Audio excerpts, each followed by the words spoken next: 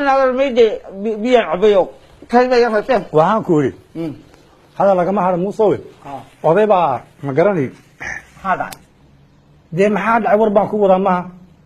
هو حتى يمشي سبتي